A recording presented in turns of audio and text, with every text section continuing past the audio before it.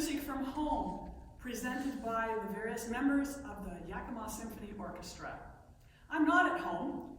Thanks to the Terrace Heights United Christian Church, we are able to be here. And I want to explain how I prepare for a symphony concert. Because there's no textbook or owner's manual explaining how this is done, it didn't seem to matter that I had a bachelor's in solo performance and a master's in accompanying, and I still had to learn to play with the symphony by trial and error. First, I don't usually have access to the harpsichord, the celeste, the organ, or the various electronic instruments that I'm sometimes required to play. So I have to learn all the literature at home on my piano. Normally, when I work on a solo or an accompanimental piece, I sight read the entire work through, noting the difficult passages and planning a schedule for my own practice so that I can meet the deadline and have the piece learned. Then I work with my metronome. That's this machine. Some of them are electric, some are digital, and this is an old-fashioned tick-tocker. I set it for just about as slow as the metronome will go. And my first assignment is to be able to play the whole piece at that slow speed perfectly. When I've mastered that, I move it up a little faster until finally I have the desired speed.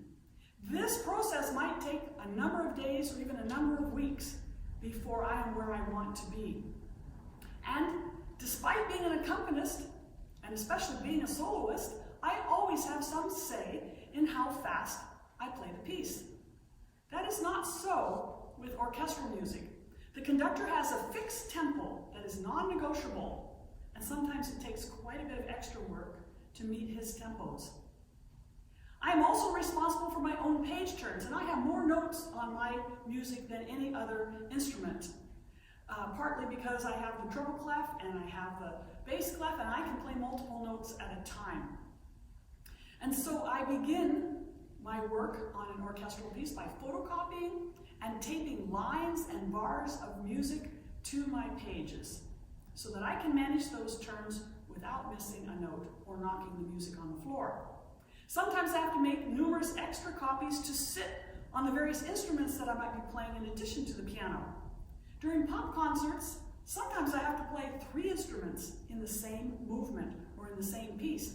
Sometimes even playing the left hand on the piano and reaching over to the celeste to play the right hand up there. So, my practice involves choreographing my eyes to move to the correct place as I move my hands to the correct instrument. Colored arrows and sticky notes help with this. However, even after all this preparation, a pianist is not equipped to play with an orchestra, and let me explain. The first time I was asked to play with a symphony was in Victoria, BC. I was subbing for the regular keyboardist in Defia's 3-cornered hat suite on the celeste, an instrument I'd never played before.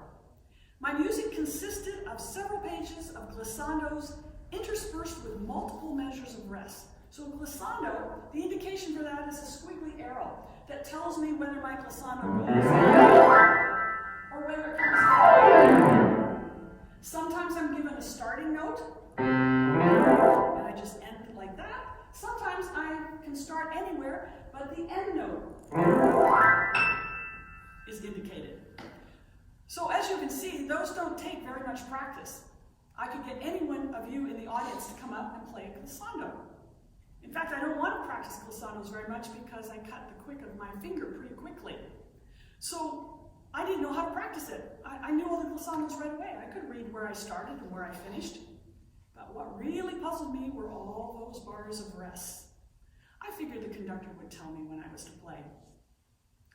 To my horror, the conductor never indicated where my glissando should start. Each rehearsal and even during the concert, I just guessed. I put the glitzes in at random. As we were being conducted by a foreign guest conductor, nothing was ever said about my guest work, and the tinkly sounds of the celeste were nearly inaudible. I lucked out with my first experience. That was not to be with my second experience. About a year later, I was asked to substitute on the piano for a different guest conductor.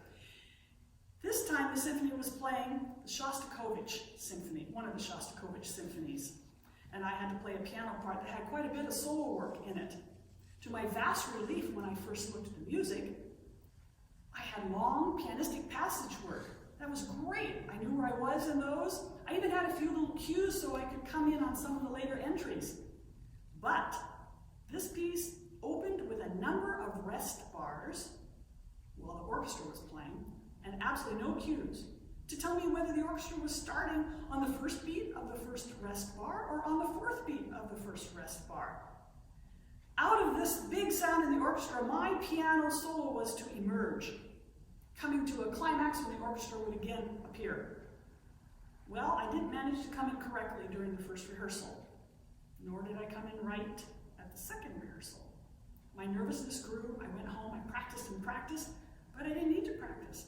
I knew the notes, I knew the part, I just didn't know when to play it. Well, guess what? I also missed that entry, that first entry, at the first part of the first movement of this symphony at the dress rehearsal. No more time to get it right. Embarrassed, I was preparing to slink out of the hall after the rehearsal was stopped by the principal cellist. "And you're coming home with me," he said. And while his wife made some sandwiches to munch on, Larry brought me down to the basement, sat me in front of his upright piano, and fixed a record player right next to the piano. He said, "Here, you listen to the beginning of the symphony over and over and over until you can play with the recording. And when you can do that a dozen times without tripping up, you'll be ready for tonight." That evening, as I settled on the piano bench, the conductor raised his arms and looked at me rather anxiously. No wonder. I smiled and nodded and came in correctly. Not every piece of orchestral music requires this intense listening, but I always sit down at my computer and play YouTube recordings before I even sit down to work at the piano. With pencil, I write in my own cues. I even practice counting the rests, writing in descriptions of what the orchestra is playing. And when I can both play and count correctly with the recording, I know I have the piece learned. I think this has been difficult for me because all my training has involved following full scores, whether that's playing a song, a piano duet, accompanying a choir, or playing a piano trio. And I want one last story to share with you, and that's going to show you how naked I feel without a score. A number of years ago, here in Yakima, I played the Celeste, and it was for Yanuskiki. It was a staged and costume production of a one-act opera. We had a guest conductor from Seattle. My music consisted of one sheet of paper with about 6 notes on it, single notes. All the rest were rests. And at the top of the page it said 58 bars of rests after rehearsal letter D.